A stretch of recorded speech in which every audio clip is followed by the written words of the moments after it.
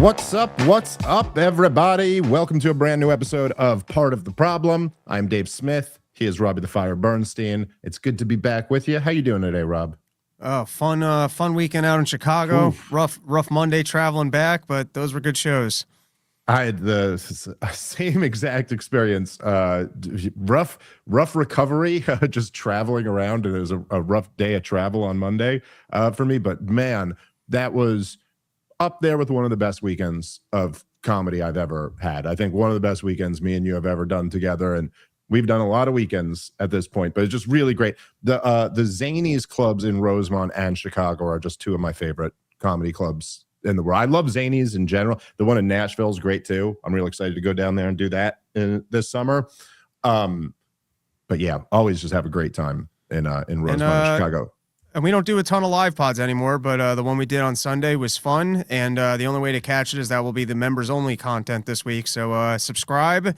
And what day we got dates coming up? What do we got? I don't know off the top of my head. Oh yeah, we do. I know we got Tulsa and Oklahoma City coming up soon. You're right. I should be pimping all of this stuff, Rob. This is why we do it. May 1st, one night only. We're in Tulsa, and then May 2nd and 3rd will be at in Oklahoma City at the Bricktown comedy clubs there, which we had a lot of fun last time we went. Really looking forward to getting back. Then our next up after that, for the first time ever, I've never done stand-up in Phoenix. So the first time ever, we're going to the Desert Ridge Improv. Been a Porch Tour staple. I know you've told me that you do great out there, and so yeah, it should be fun. So we got 5 shows out there in Phoenix.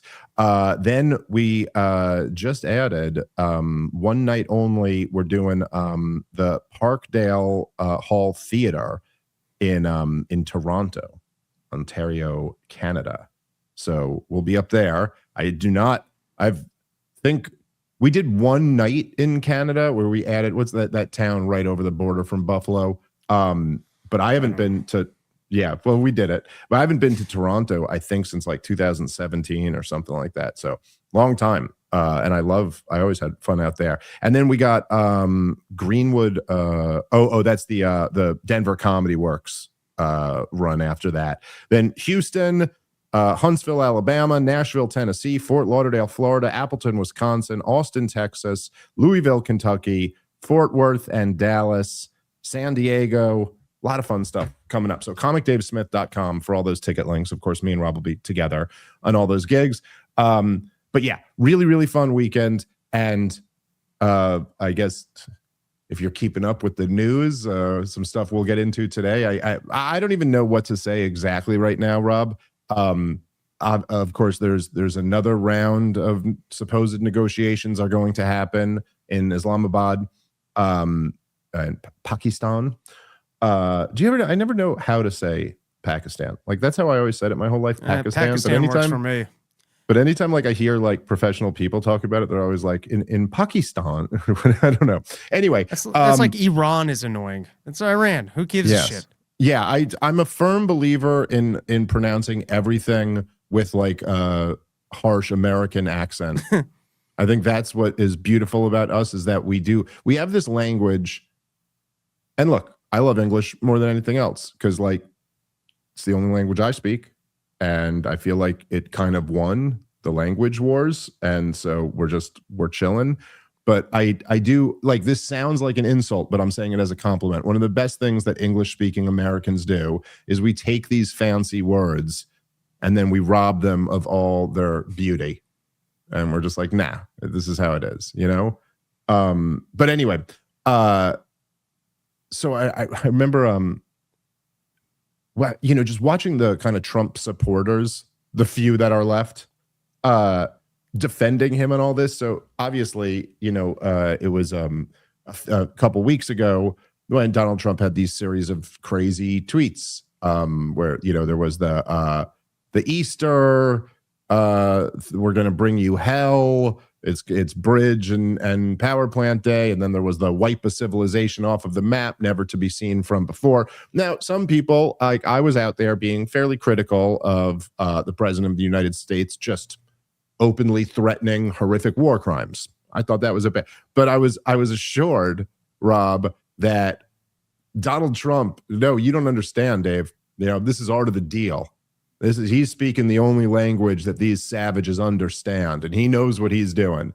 And it's just so funny to see it. It's literally, this was a couple weeks ago.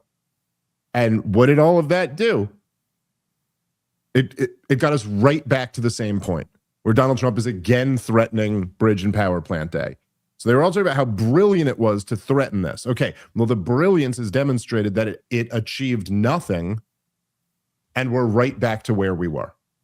Donald Trump, of course, in really what was one of the most remarkable tweets. I mean, he's fired off like 75 insane tweets or truth socials or whatever since our last show.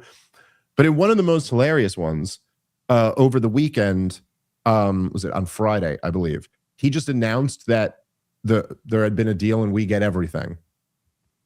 The Strait's open. They're giving up all the enriched uranium and they will get no money for it. Zero. They get nothing. We get everything. Then the Iranians were like, we didn't even kind of agree to that. None of that's happening. And then Donald Trump essentially he goes, yeah, none of it's happening because they violated the ceasefire. And it's just a whole weird mess. But it is something, man. Like, I know I keep bringing this up, but they keep like humiliating themselves even more that I just can't, like, I can't even imagine. But it is, the Trump supporters were out, all of them like posting at me. Just sell it. See, Dave, what an idiot you are. He just announced we're getting all the enriched uranium and we're not going to give him a penny for it. And they like gloat for a day. Then they find out this is completely made up. None of it is happening. Donald Trump just said it. It literally isn't even, it's not anything even more than, it's not like Donald Trump was going off a lead or going off a rumor or someone had given him the advice. It's literally nothing other than Donald Trump just pulled this out of his ass, made it up because that's what he does. And then the next day, they're bragging about how great it is. The next day, it's revealed to be completely nonsense. And they all just move on with their day and start defending the latest thing that he's done. It could be one day to the next day. They don't even go, I was completely wrong about everything I said yesterday.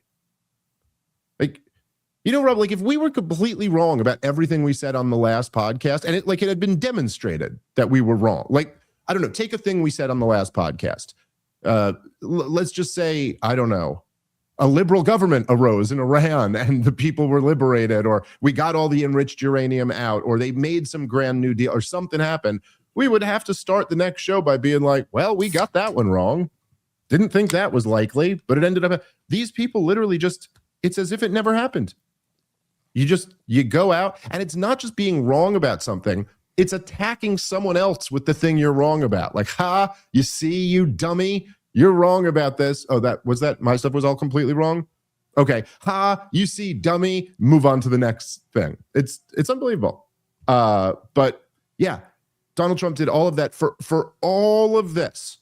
We're right back in the same point, right back in the same place, headed right into negotiations in the same place that the last round of negotiations were. Okay, so try to keep this in mind, right? Last round of negotiations, or the last 21-hour meeting, maybe this isn't a different round, consider this the same round, but like the last meetings were right after the ceasefire.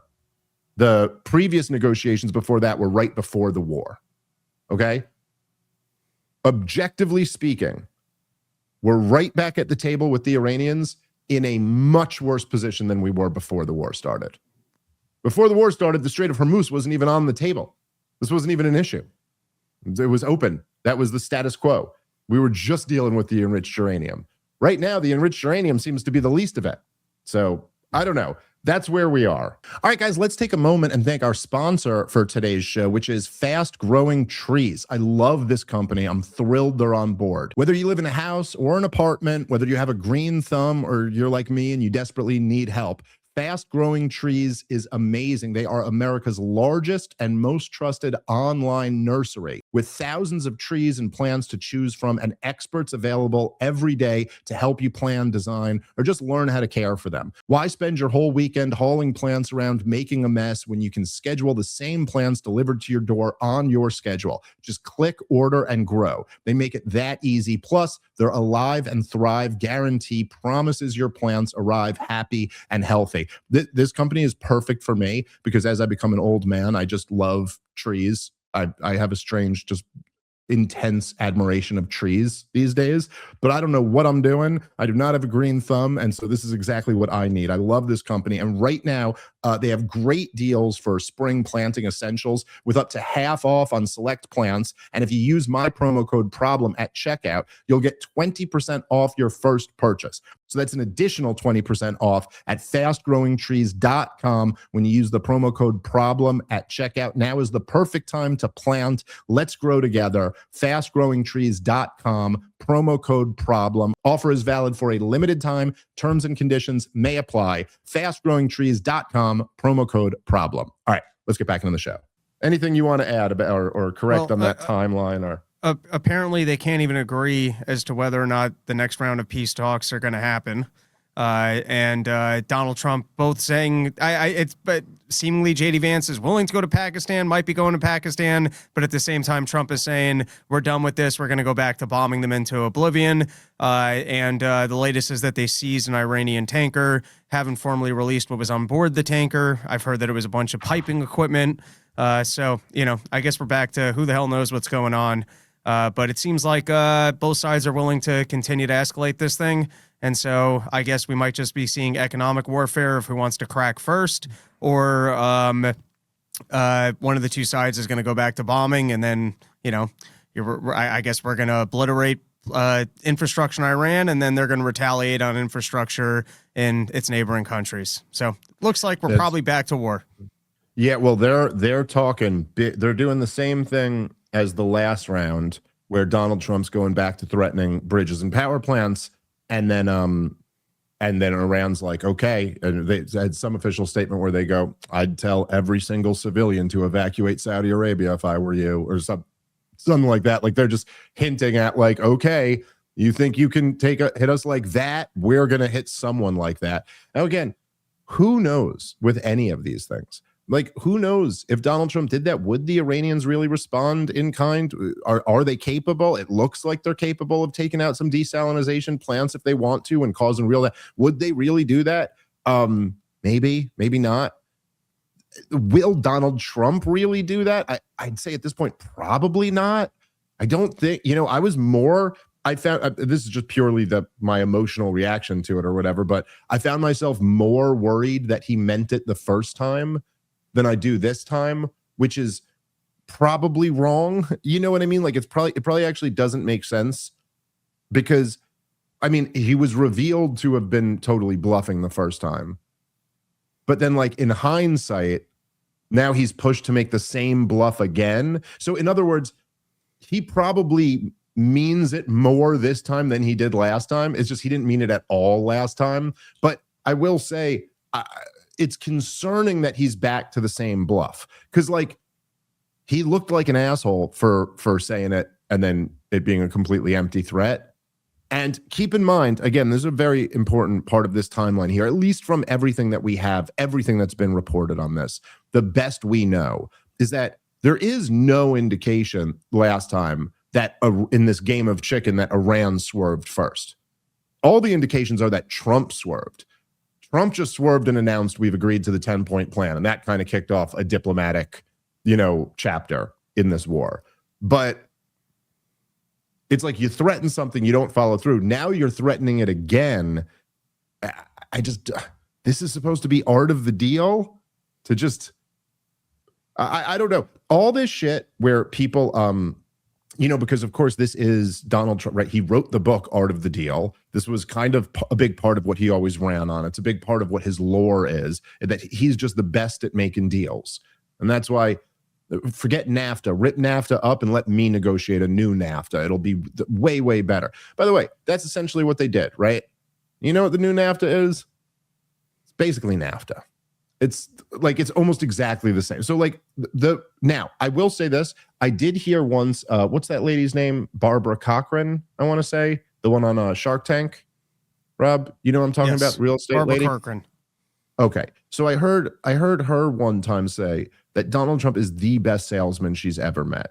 Like he was better at like selling a room, at working out deals than anyone she's ever seen.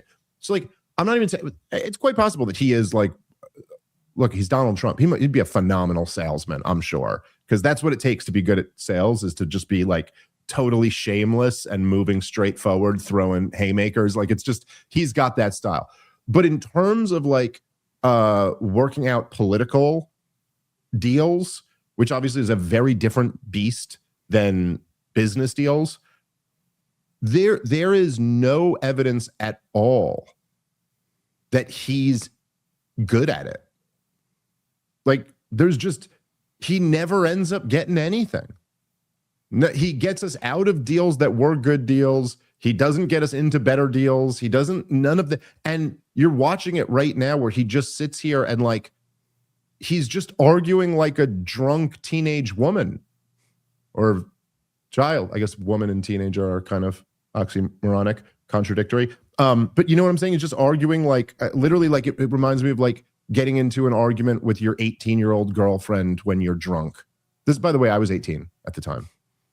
Just to be clear, it's not like a current situation that's going on, but like, it just like, wait, what? But this makes no sense. Just threatening him up and down. Another thing I'll say that's kind of been an interesting dynamic here is the Pakistan, is that, you know, they've kind of, in both instances, not that they're trying to do this, it seems what they're trying to do is to facilitate an end to the war. They have their own interest in that. They're in the region and they do not want this war to continue.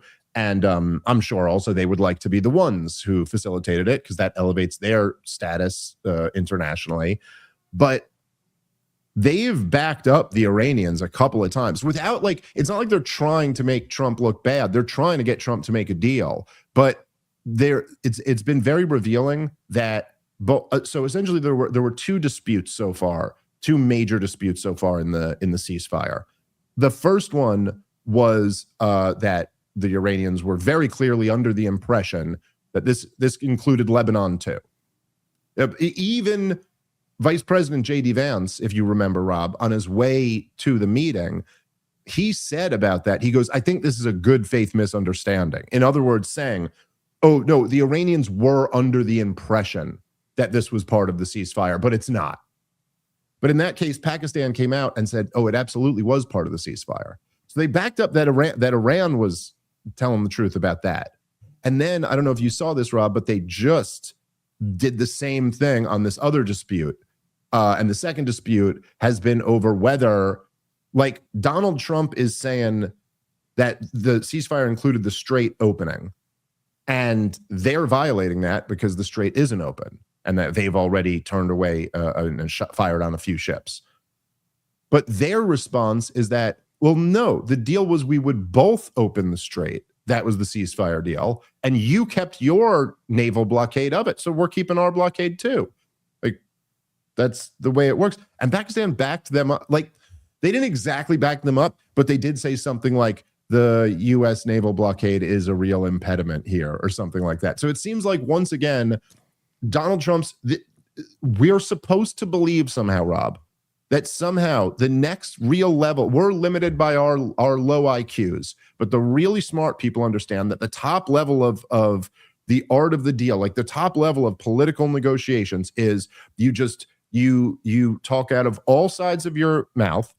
You say the thing's over and it's been won. You talk about how crushed they are, but that we're going to hit them bigger than ever, even though it's over and we won.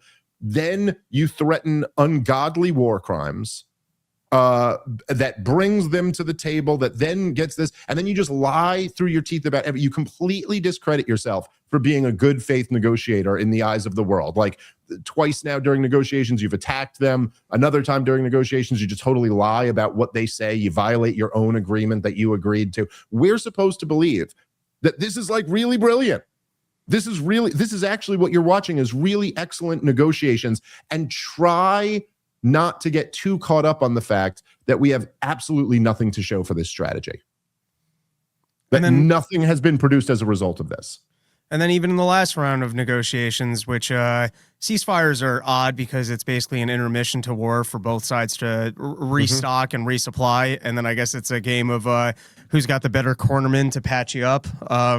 But even in the last ceasefire, we took the opportunity to then escalate and go ahead and do the blockade in Iran. it was almost surprising to me at the start of the war that we didn't do that from the outset, but apparently there was so much global need for the oil coming out of Iran that we actually wanted more of it.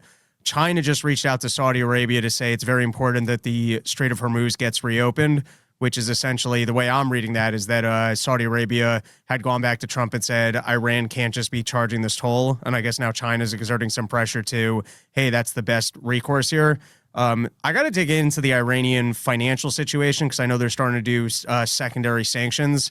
And so, you know, maybe there's a possibility of more of an economic problem there before it hits everyone else. But we're playing a real game here now of the strait completely closed, oil prices continue to go up, and whether or not we're going to start bombing Iran and Iran's going to start taking out critical oil infrastructure again. Yeah.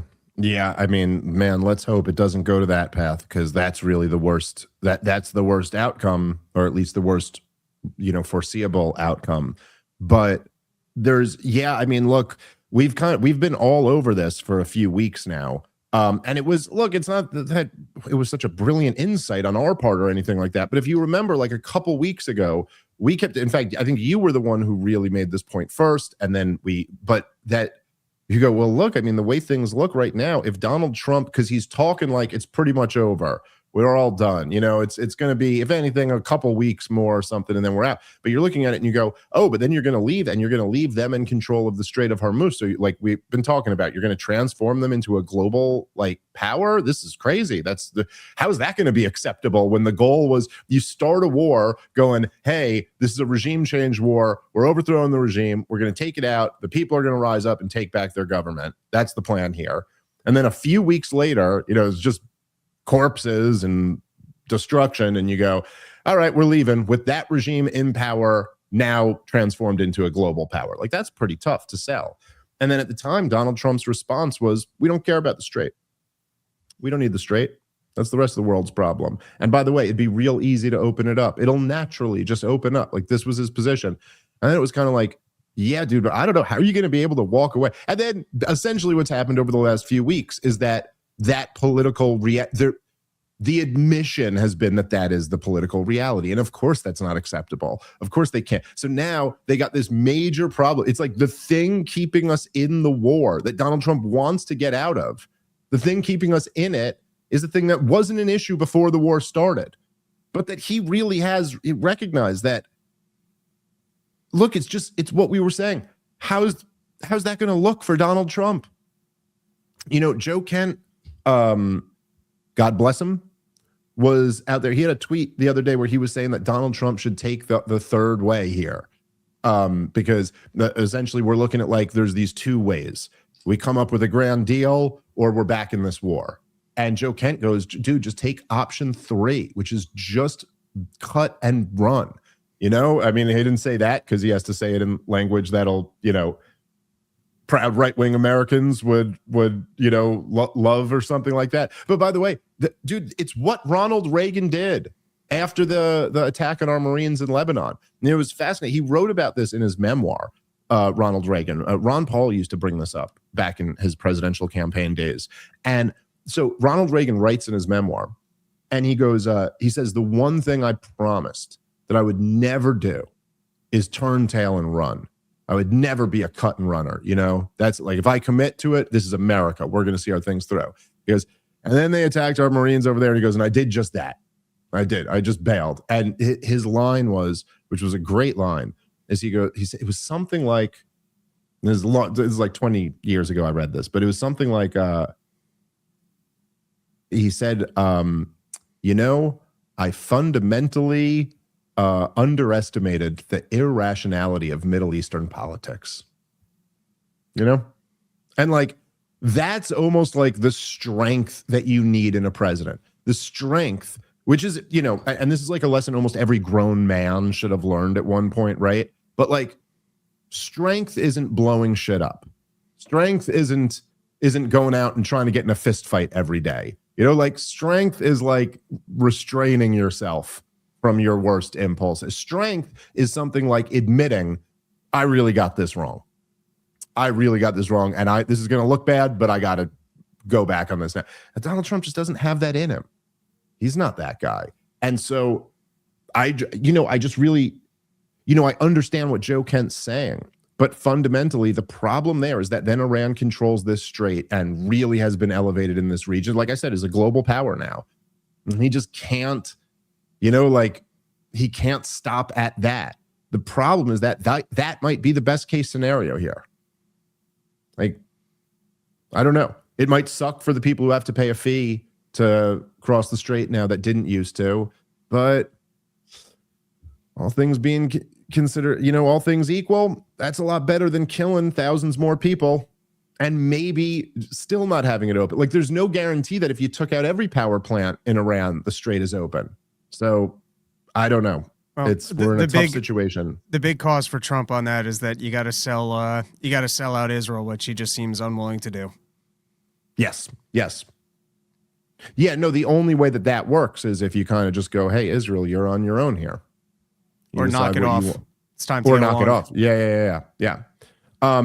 Now, of course, the other thing, I guess, that was interesting that happened that we haven't addressed on the show, or maybe we talked about this on the live pod, but that's only that's a members only, so we can bring this up here. But okay, so there was one tweet where Donald Trump actually said that Israel is forbidden from striking Lebanon anymore, which was another, again, he's not admitting this, but a total cave by Donald Trump. Like, all of this art of the deal shit is him taking the most maximalist position and then completely backing down. But so there was the whole fight over whether Lebanon was supposed to be included in the ceasefire, and Donald Trump was like, no, it's not. And the Iranians are. Then he comes out and forbids Israel from striking Lebanon. So basically, essentially acknowledging that, like, yeah, this is an impediment to the thing. And but again, the day he comes out and says that Israel's forbidden, the moment he posts that, all the Trump sycophants are going, oh, but what about all the podcasters who said Benjamin Netanyahu controls everything? This is proof that really Donald Trump calls the shots. Then Benjamin Netanyahu bombed Lebanon. Like, hours after Donald Trump said this. And so, okay, so there's that. Then, I don't know, Robin, I just wanted to mention all of this. You can give whatever take you have. Then Donald Trump comes out in a post and specifically says that Israel didn't trick him into the war, which the fact that he even has to say that just shows how far this conversation has moved, how much the Overton window has been, expanded, that he even has to go, for the record, I know everyone's saying this, but it's not true. I don't know. Any thoughts on any of that, Rob? That was my read itself, was the fact that he's tweeting it kind of proves it. The fact that he needs to get on the record and be like, no. And so that gives something for all of the people who go, it's conspiracy theory to say that this was Israel. Look, Donald Trump, in his own words, is letting you know this has nothing to do with Israel. This is because he wanted to do it, and this is his agenda. Bullshit. You know what I thought was really fascinating was there was one, so there was Hillary Clinton was talking about the war. And of course, look, Hillary Clinton is Hillary Clinton, and she's, is a very evil person and has a terrible track record in the highest level of politics, being a very influential senator, a secretary of state, and a very influential first lady. And of course she's going to trash Donald Trump no matter what, because her entire the entire point of her even appearing on a show is to go over how much better the country could have been had she been elected president. And you know what I mean? Like, that's always the narrative, is that it's so awful because of him, and whatever. But so she's opposing the war, and which is not shocking, but it is, it's interesting to see Hillary Clinton in that role. But so she wants to criticize Donald Trump, and she wants to make Donald Trump look bad for the war. So she's saying things like, she's going, he said it was a shock that they closed the Strait of Hormuz. Like, she goes, every war game that I've ever participated in, and I've participated in a whole lot of them, every one of them had Iran closing the Strait of Hormuz, like phase one. Like, that was always, so pretty low-hanging fruit, obvious thing. But I just found this real interesting, is that then she says, she goes, Netanyahu tried to get every president to attack Iran. But they were all just strong enough to resist him. And so Donald Trump. So anyway, I guess my point is just that the Overton window has moved so far that even the establishment Democrat, it doesn't get any more establishment Democrat than Hillary Clinton.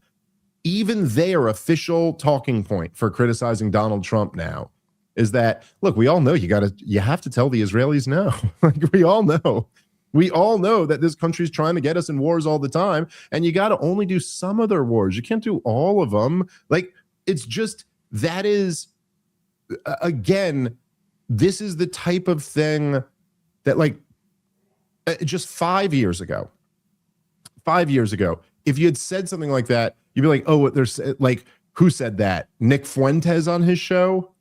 You're like, oh, Hillary Rodham Clinton. That's who said that. Like, it's just so been accepted at this point. And really, with this war, I mean, I thought with the 12-day war, but with this one, I think the mask has just really been blown off. Like, it's just, everybody knows this, to the point that Trump has to address it. He has to say, no, it had nothing to do with them. Like, but everyone acknowledges that is almost the starting point of what the conversation's about now, which is just really wild to say. All right, guys, let's take a moment and thank our sponsor for today's show, which is Cowboy Colostrum. This spring, if you're ready to finally see real results, a healthier gut, glowing skin, stronger hair, and steady energy, you need to add colostrum to your daily routine. It all starts in the gut, and once your gut is right, everything else follows. Cowboy Colostrum offers the highest quality bovine colostrum available in the U.S. Cowboy Colostrum is 100% made in America from 100% American grass-fed cows. And unlike other colostrum brands, Cowboy Colostrum is true first-day whole colostrum rich in bioactives. Cowboy Colostrum isn't processed or stripped down. Their colostrum is whole, full fat, and high protein for ultimate nutrient density, making it the highest quality bovine colostrum you can buy. Plus, not only will Cowboy Colostrum bring stability to your gut, the peptides and growth factors will make your skin and hair look amazing. And for a limited time only, our listeners can get 25% off their entire order. Just head over to cowboycolostrum.com/Dave and use the promo code Dave at checkout. 25% off when you use the promo code Dave at cowboycolostrum.com/Dave. All right, let's get back into the show. And you sent me this, Rob. I did find this to be fascinating. You sent me this clip of Dinesh D'Souza. And of course, as I've been talking about so much, I'm at this point, I am fascinated. I'm disgusted, but I'm also fascinated by the people trying to find a way to defend Donald Trump on this one, and that's what Dinesh D'Souza is tasked with doing here. But man, his defense, I just couldn't even believe it was this naked. Why don't we play the Dinesh D'Souza clip, and then we can give our thoughts. Epstein files. And I'm going to make the case that even though there are unanswered questions about Epstein, it is in fact time to move on. Part of being on a political team is maintaining a certain amount of maturity, recognizing you can't win them all, recognizing there are some things that are important to you that are less important to the guy that you've put in charge, who is trying to focus on things right in front of him. And so having a sense of perspective, having a sense of balance, having a sense of maturity, I think is more important even than getting to the bottom of what really happened with Jeffrey Epstein. Oh my God. I mean, there's so much I have to say about this that I don't even know what order to go in. Here, you start, Rob. You start, and I'll collect my thoughts as you go. Well, gotta be on the team, bro. Yeah, that's my big takeaway, is that to some people, the team sports of this is just more important than having values. And so his pitch is, yeah, listen, there are unanswered questions as to pedophile networks and whether or not there's political blackmail and whether or not our entire system is fraudulent and whether or not there's no system of justice in America, that there's an elite class that can get away with horrific crimes that none of us would agree to. But team sports of politics is more important. And if you're going to play for the Republican Party and your president wants to brush this under the rug and let all these people get away with this and not actually investigate it, it's important for you to get in line with the team sports of this. And that's supposed to be our democracy, is that there's not a lot of choice of who we get to choose for president. And even if they lie to us about what their agenda is and what they're going to do, once they're in there, you have to get on board with the team and not criticize and not push for important causes, even if the cause is as important as holding pedophiles to justice. Team sports is the higher value. Yeah, and that's right. And again, I'm trying, because it's interesting the way, because you're Dinesh, immature.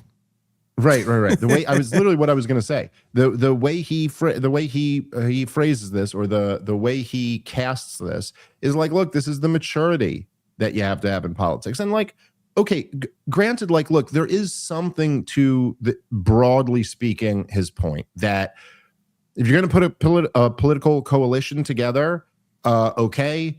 Not everybody's going to get what they want all the time. You got, like, this is the way real politics works, is you got to sacrifice some things for some other things. And then hopefully you can keep being a winning coalition and get some more that you're not going to get everything, but you get some of the things you want. Like, all right, there's like, in a vacuum, there's some truth to that argument. But then again, it also can't be really important things that you sacrifice, because then you're in the business of doing really evil things. And, okay, yeah, there is some maturity in that in theory, but then there's also some maturity in recognizing that once you accept this worldview, once you accept Dinesh's mature framework, you've really kind of handed the keys over to evil big government institutions in a way that they can never possibly be hoped to be reined in.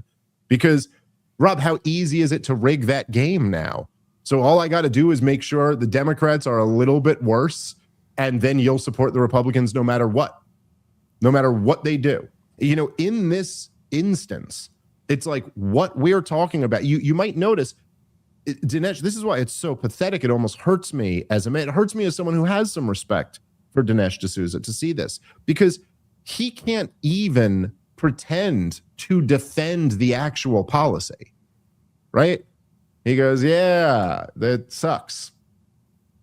Like, sucks that we're not getting the rest of the Epstein files. That is bullshit, But anyway, we got to support him because you're on the team. So he's not even defending the thing. He's telling you got to swallow some bullshit. So, like, he's saying it's bullshit. He's not saying you're wrong to think there's anything there. He's not saying it's a Democratic hoax or whatever, like the president is saying. But if you just think about, like, so what is it that we're talking about with the Epstein files? And what we're talking about at this point is a blatant illegal cover-up. Like, it's just known that there's 3 million more documents that they're not going to give to us. And the ones that they did give to us were heavily redacted. And in fact, as we know, that even the redactions were redacted in the unredacted version that only congressmen were allowed to see. Even those were still redacted. And so you're talking about an active giant government cover-up of a case that involved sex trafficking and intelligence agencies and international diplomacy at the very highest levels. And there is something about anyone in the world of talking about politics not being opposed to that cover-up is just really wild, or excusing the cover-up away. Because, like, don't you want to know? Isn't that the essence of this whole thing? Like, this entire podcast, our entire interest in any of these topics, the reason why you ever read a book about economics or a book about history in your life, Rob, is because, like, you want to know. Like on some level, you want to know, right? Like what it's the reason we do philosophy. It's the reason human beings engage in philosophy at all is because like we want to figure this out. Now we know we're never going to figure everything out, but like, damn, I want to figure out as much as I can while we're here. Like, don't you just want to know? Don't you just want to know why they really framed Nixon in Watergate? I'm like, I think I kind of know a little bit, but like, I don't really know. And man, I would love to really know. You just want, and so you're like, Dinesh D'Souza, you've been writing about and talking about and thinking about politics for 40 years. Like my entire life. Dinesh, in fact, I think when we debated, we talked about this. Like he graduated or he joined Conservatism Inc. the year I was born. Like it was like he got his first thing in that. Like my entire life, Dinesh has been, and you're not just like, yo, with these Epstein files, you just got a glimpse into a world that you had never gotten to see before. You, Dinesh D'Souza, got to see how these things actually that you talk about for a living. Like it's like, oh, okay. I don't know, all of us who talk about all this stuff for a living, were we ever really accounting for the fact that the Rothschilds representative was also a sex trafficker who partied with all these powerful men and then did networked deals like that and connected the head of Israeli intelligence to the Palantir guys? And you know what I mean? Like, okay, so and what you're saying, you don't want to know more of that? Well, then what are we doing here, sir? What is the point of any of us being in this business? I don't know. Well, it's to pitch the Donald Trump regime. This is no different than what we heard from Steven Crowder last week. I think we played the clip on the show. I'm not sure if that was members only, but it was supporting the Republican Party is so valuable because the Democrats are evil and there's the socialist agenda. So even if there's a war that you don't like, you still have to support Donald Trump. And here it's even if he's covering up for the Epstein, you still got to support Donald Trump. Because to these guys, they just need to come up with some excuse for why you all got to fall in line and, believe in the plan and the Donald Trump almighty. Dude, the crazy thing about it, I would argue that we are not, we're not the ones who are aiding and abetting the radical Democrats. We would argue that, no, we're the ones who really still oppose them and don't want to see them back in power. And that's maybe not half, but a third of the reason why we oppose all this stuff is because it's going to give power right back over to them. But there is, it's funny because if you were doing like your worst, if you were doing the best job of like fear mongering people about the Democrats and how big of a threat they are, right? Like if you were doing that 1 year, 2 years ago, if you remember, Rob, from almost every Trump supporter to every Trump supporting talking head or whatever, what would the fear of the radical left, Nancy Pelosi Democrats getting into power? What was the fear of it? It was always they were going to take us to war. This is always what they said. They're going to get us involved in a stupid war. And then the other stuff, there was immigration, which is a legit one. But there was always all the stuff with like the kids, protect the kids. You got to worry about trans and the kids. In the name of protecting the kids from pedophiles, we have to cover up the Jeffrey Epstein case. Like, what? Wait, huh? I mean, look, again, what Dinesh D'Souza is talking about, look, a lot of it is the reality of living in this kind of ridiculous two-party system. But I think part of the reason why this is failing, like the people trying to defend Donald Trump right now is failing, is that, again, it's just, Dinesh, and like, I think I tried to explain this to him in a way when we debated, that Dinesh is just very much a product of his time. It's not a personal shot at him. We're all a product of our time. Dinesh is just of a certain age from a certain time, and people at that age it's almost impossible for them to like really readjust and reimagine themselves and not be locked into the perspective of that time. But this argument is an argument out of the 1980s. You don't like this one little thing, but we're the Republicans and we got to beat the Democrats. And I think there is something a bit more compelling about this political argument in good times. You know, if you're making this argument while the economy is booming and your kids are watching Hulk Hogan wrestling and you and your wife just bought a summer house and, you know, like things are going good, it's like, well, look, we're not going to get everything. We want to get a little bit more, you know, we want it to get a little bit better. So let's go with a little bit better or something like that. But, you know, when your country's spiraling out of control and, you know, it's not like your kids are watching, you know, Hulkamania or something like that. It's like, oh, no, well, actually, one of my kids is he's just overdosed from opioids last week. That's been real hard on the family. And then my other kid's really good. He works really hard. He can't afford a house. He still lives with us. He's 38. He's you know what I'm saying? And it's just like, we're $40 trillion in debt, blah, blah, blah. Like, we just have so many problems. And you're like, you're going to spin me on this. Well, we got to keep supporting the Republicans, even if they betray all of their like foundational campaign promises. I think it's just, we're much more at a time, at a moment where the feeling is obviously no, because that's doom. Then we just concede this whole thing. And then so, no, I'm sorry. We can't move on from the Jeffrey Epstein thing. That's just like one of those things that like, essentially, we will never move on from that. That's always baked into the political class and how we feel about them until they release all the files unredacted, until they get to the bottom of this. Then why would any self-respecting American citizen move on from this? And it might be it's an active criminal cover-up is still going on right now.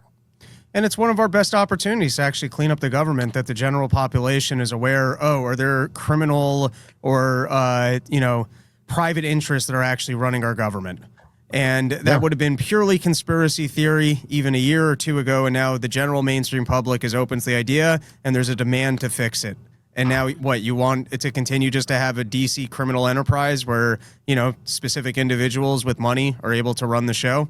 And this is coming from the guy who his debate with you hasn't aged well, because he's of the opinion that you can have casual relationships with war without them turning into full-out wars, and that we could just do targeted strikes and kick people's ass and get out of there. And hey, no concerns. This is a new and smarter a government run by Donald Trump, and he knows how to conduct warfare without them becoming ongoing escalations. All right, guys, let's take a moment and thank our sponsor for today's show, which is Hexclad. Hexclad has changed my household. We've leveled up our kitchen game with this stuff. It's really some of the best cookware that is out there, and at a reasonable price. Hexclad is the cookware that's as serious about performance as you were about carving up that Easter ham on last Sunday. Their pans give you the perfect sear, crazy durability, and easy cleanup without the babysitting. Stainless steel strength, toxin-free, non-stick convenience, and yeah, they look really cool on the stovetop. I can tell you from experience. They have 6-piece and 12-piece sets that are the ultimate gift for yourself or for the home chef in your life. Plus, every Hexclad product comes with a lifetime warranty, so you're not just buying cookware, you're setting someone up for years of meals, memories, and celebration. Pans, pots, Damascus steel knives, everything you need for your kitchen game you can get from Hexclad. And you can take 10% off when you go to hexclad.com/problem.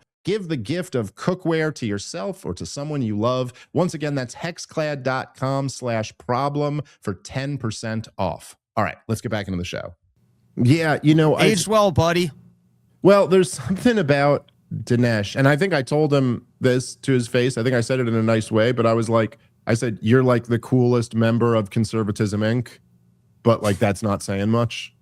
But you know, Dinesh is one of the guys I always liked the most out of that group. I also think part of that is that Dinesh's focus wasn't really foreign policy.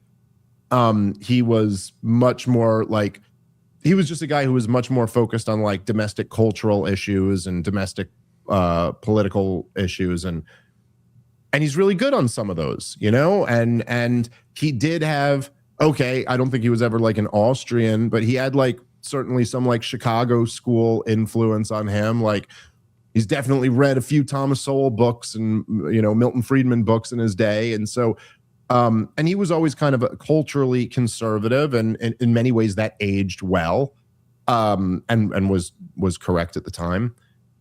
But he did always go along with the foreign policy.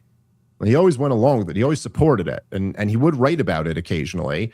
And it's not just for guys like him. There's just so many. I mean, I've been saying this over the years so many times. You know, like this has been a point that I've made since I've been podcasting, because the point has always to me just been very valid, but it's just with each subsequent war, the same point becomes stronger and stronger and stronger.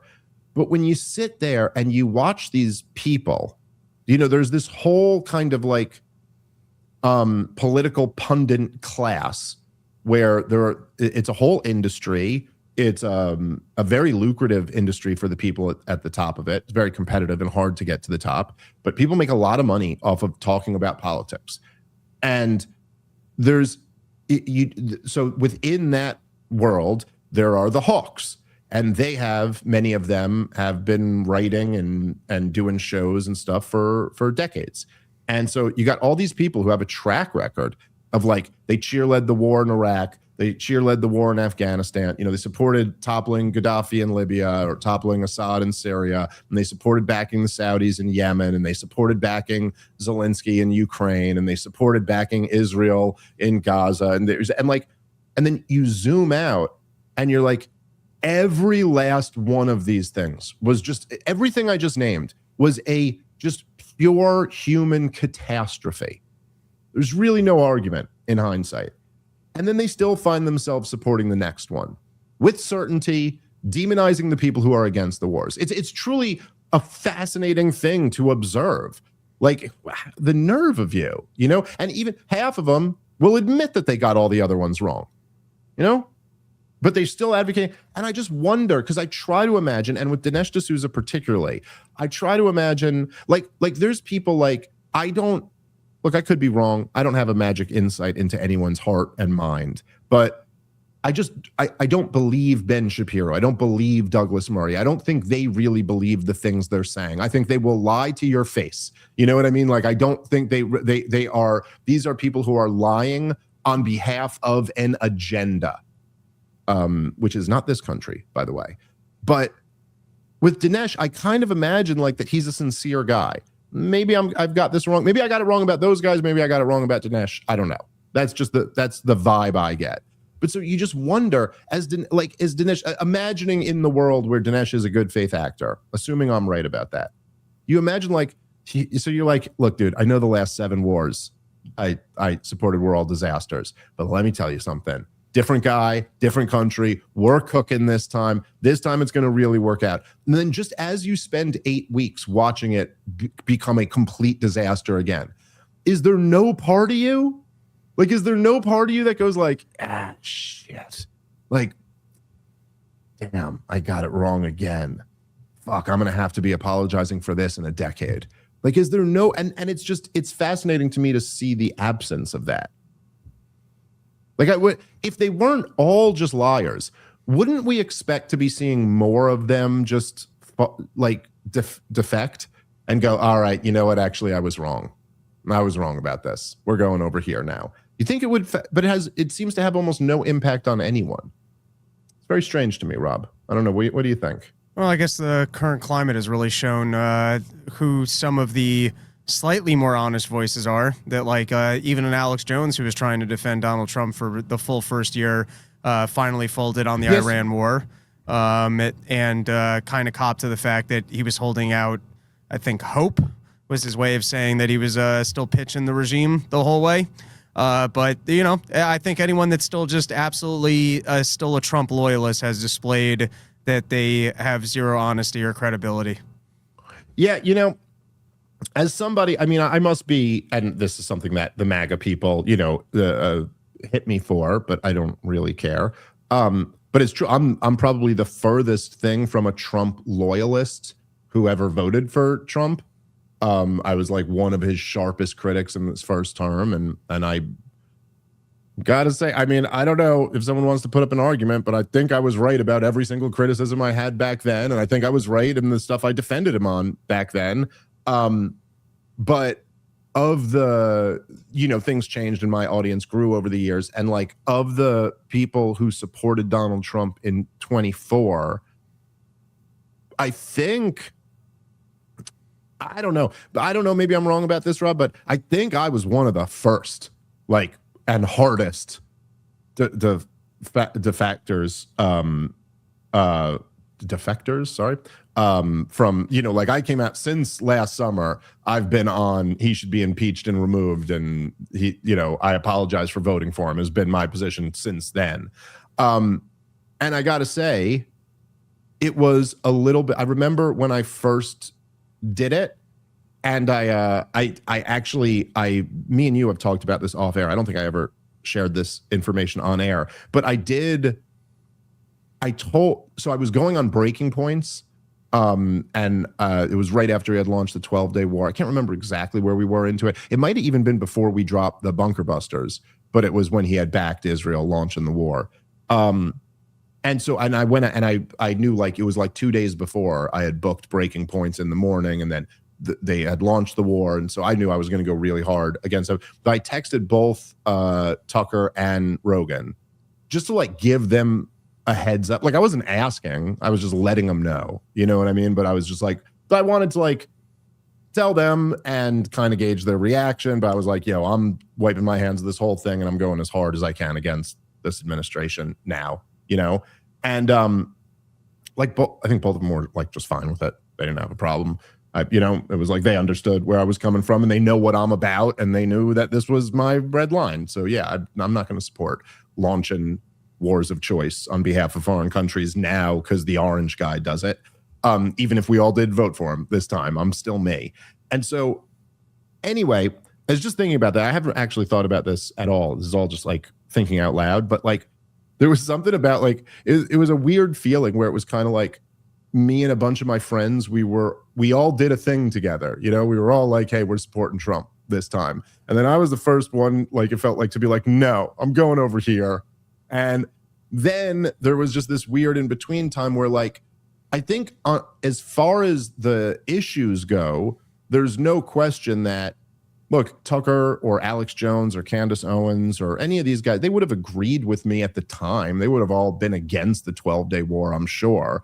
But like none of them were ready to go like, but fuck Donald Trump and this entire administration. And and we view them as criminals just like we did the Joe Biden administration, And then I got to say, in a weird way, there's some social psychology to this, but it's just been nice seeing so many of my friends join me on the island over here. You're like, oh, okay, come on. Welcome back, guys. What's going on? Let's do a new thing here.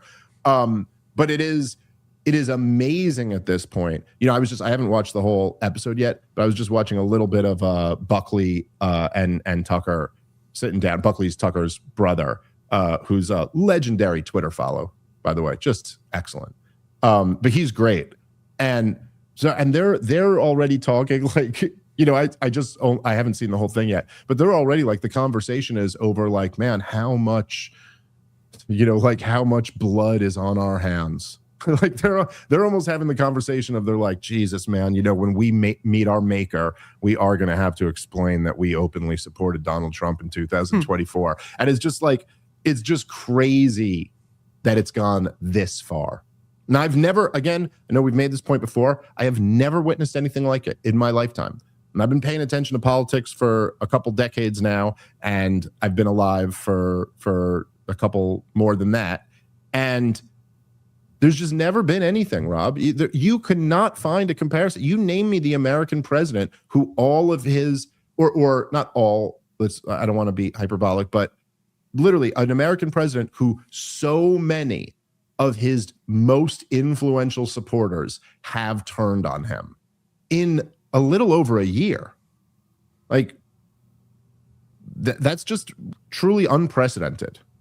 All right, guys, let's take a moment and thank our sponsor for today's show, which is Prolon by El Nutra. Forget everything you think you know about fasting. Prolon by L Nutra is the only patented fasting mimicking diet that combines the benefits of prolonged fasting with a science-backed nutrition plan so you can hit your health and weight loss goals without having to give up all that food. Essentially, Prolon, it's a revolutionary plant-based nutrition program, so it nourishes the body while making cells believe that they're fasting. So it tricks your body into thinking you're fasting, but you're not actually. You get the benefits, but you don't have to give up food. You get snacks and soups and beverages that are all designed to keep your body in a fasting state. Their whole system is based on Nobel Prize winning discoveries in medicine. So this is science-based. It's not just guessing, and it's unlike anything you've ever experienced. And I know that a lot of people probably have been intimidated into trying some of the fasting diets because, fasting is really hard. You don't want to give up food. So now you can get all the benefits without having to give up food entirely. And right now, Prolon is offering part of the problem listeners 15% off their 5-day nutrition program. Just go to prolonlife.com/POTP. That's PROLONLIFE.com/POTP for this special offer of 15% off their 5-day nutrition program. One more time, prolonlife.com/POTP. All right, let's get back into the show. Well, you couldn't have done more to lie. yeah, that really doesn't help. Here, speaking of the podcast sphere here, let's play this Sam Harris clip. You also sent this one over, Rob. Let's take a look at that. I mean, the image I got is just of two kind of pyromaniacs just lighting matches on a landscape that they had spent years soaking in gasoline. The worst thing about all of this is their addiction to a conspiratorial framing of everything. If you could extract any lesson from what's happened to our politics in the last decade and the role that people like Rogan have played in the unraveling of everything, and the way in which social media has weaponized all this, and the rise of people like Tucker and Candace and Nick Fuentes, and the fact that we've got Trump a second time around. And central to all of it is this addiction to conspiracy thinking and contrarianism and just this, what I've called the pornography of doubt, right? And Joe has been as addicted as anyone and has brought it to scale perhaps more than anyone. It's totally unprincipled. It is genuinely confusing to millions of people. I mean, you got young people getting raised on a diet of this bullshit. It's divisive. It amplifies the worst in us. What I'm talking about is a species of evil, right? Given its consequences, it's a species of evil, right? It is like at the top of the list of what ails us in our society. It is the thing that is preventing us from solving real problems in this world. There's no question it is getting people killed and will continue to get people killed. It is absolutely toxic, and yet many of the people participating in this are just good guys who are just having fun and who are just entertaining. They think there's no stakes. They're just like athletes, right? They're just having fun. They're just playing a game. Joe's just playing a game. People like Joe and Elon and people who have audiences in the tens and even hundreds of millions have a real responsibility to get their heads out of their asses. So it is unbelievable, right? That you just have this guy, Sam Harris. He's just still out doing this. After like getting so many of the most important issues wrong, it's still just and look, again, as I say with a lot of these guys, that's why there's kind of like a class of guys. And when I say, I would put, I don't know, like Ben Shapiro, Sam Harris, Gad Saad, what's his name? Lindsay, James Lindsay. There's like a few of these guys, right, who essentially their mission in life, as much as, like whatever, like the mission of this show for say like the last month has been to call out what bullshit this war in Iran is, right? Or the last 2 months, right? There's no denying that. That's been the focus of the show. We've been covering this most of the time and talking about how their number one thing, their driver, their calling in life is to call out the podcasters, like to call it. And they also refuse to ever engage in a debate or a discussion with any of them. Like this group of people, that is their thing. And all they've got is just going around acting as if it's a conclusion that they've won the argument, that they're right and the other side is wrong, and then just discussing the aftermath of it. As their audience and influence dwindles and all the people that they call out all the time who are still willing to have conversations and debates and all of this stuff, as all of them grow to levels higher than they've ever been, they sit here and go, you're all just spreading misinformation, and we're unwilling to come correct it to your face, because obviously this stuff, Rob, relies on totally straw manning the other person's point of view at all. You know, Rogan and Theo Vaughn or whatever, they just think there are no stakes. Theo's like crying about a genocide on his podcast. He's not saying there are no stakes here. He's saying the stakes are as high as they could possibly be. But could you imagine, Rob? I mean, this is what I always, I don't know, and maybe it's, I think about this about me because I experience life from behind my eyeballs. And I always think, like, when I see these guys who all of them have called me out, talk a lot of shit about me personally, and personally, not things about what issues I get wrong, but personal shots at me. And they all refuse to step up and come do a show or have a conversation, make those arguments to my face, and let's see the counter arguments to it. And then you see what they do, and I'm like, I don't know. So my first reaction when I saw this clip, and you sent it to me this morning, was I see Sam Harris goes, look, I mean, like, what they're doing is evil, and you know it's evil because of what it results in. It results in people dying. And the first thought I had was just like, oh yeah, you definitely shouldn't debate me. You definitely shouldn't bring that to me. Imagine bringing that to me as that's your standard. The standard here is like, if the policy you're advocating for gets enacted and then people die as a result of it, that's evil. Okay. So why are we even talking about Joe Rogan then, if that's the standard? Wouldn't we be focusing on everyone who supported this war? There's real people dying as a result of that. No question. But anyway, I don't know, Rob. What can you say? It's more, it's like COVID nonsense. Just say misinformation. The pitch is we need full indoctrination and loyalty to the elitist class that I've anointed myself to be a part of. And any questioning of what we dictate to you is dangerous. And by the way, I'm going to pitch for experimental vaccines and more wars. And no religion, but for some reason a support of Israel, which does not align with any of my other general theories. And everyone's got to be fully indoctrinated in line and respect the fact that I am the intellectual who's supposed to lord above you. Yeah.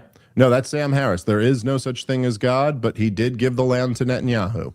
That's the Sam Harris view. No, so by the way, I saw this, and we wrap on this because I gotta go. I actually got to go record the Tom Woods show. But so I saw this clip, which I think I had missed. Somehow I just hadn't seen this. But it was Anna Kasparian on the Young Turks. They did a segment about Sam Harris, and they pulled out a clip of Sam Harris reacting to my debate with Douglas Murray from last April. And so, okay, so this is like a year ago. And, I thought in my mind, I had seen Sam Harris react to it. And I think I had said something like maybe we covered it on one of the shows or something like that. But I don't think I had ever seen this clip. But so he's saying, maybe we did. Maybe I'm just forgetting.Maybe we covered this and you'll remember it. But he's saying, she plays this clip. So he's going, look, like Douglas Murray did phenomenal in that debate. Like he was so spot on. He did a better job than I could have done. Like Douglas Murray just killed it. And then he goes, and I'm looking through the comment section, and these were his words. He goes, 100% of them were on Dave's side. And he's literally just saying this, like, essentially going like, so that's why it's pointless for me to even go on Rogan, right? Because like 100% of them will be against me anyway, even though I'm so obviously right. And there is just something wild about like how elitist, how allergic to accountability that mind state is. But he goes, look, Douglas Murray did amazing in this debate, and no one sees it. No one.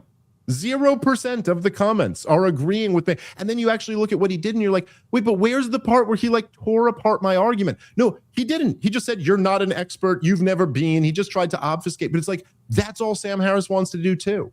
in all of these clips, the thing I've said before about him that I just could not imagine, he's done like 5 different segments on me. Not one of them has taken on an argument. Not like, so here's the thing, Sam. If our arguments are so bad and your arguments are so superior, then you need to make them. This isn't rocket science. Then you need to have the balls to address, like, even, I'll say this, these guys, all of them, the guys we just talked about, right? Who refuse to debate. So this is a thing that we'll do all the time, Rob, right? You've seen me do this, I don't know, several dozen times, where we'll respond to a video, we'll respond to a thing people do, we'll go point by point, you know what I mean? Like rebut the thing. And then at the end, I'd be like, hey, look, if you want to debate this, I'm happy to do it, right? These guys won't even do the first part. Like, forget it. You won't go on Rogan. You won't come on my show. You won't go on this. Respond to one of the segments, not shit you made up or just the way you cast them and then say it's all misinformation. Not just like one little factoid that they got wrong here or there, but like take a 5-minute segment of one of us making our case against this war and then go through it and point out all the misinformation. Like, they don't even offer you that. Here, guys, that's why 100% of the room was shitting on Douglas Murray, because he wasn't making arguments.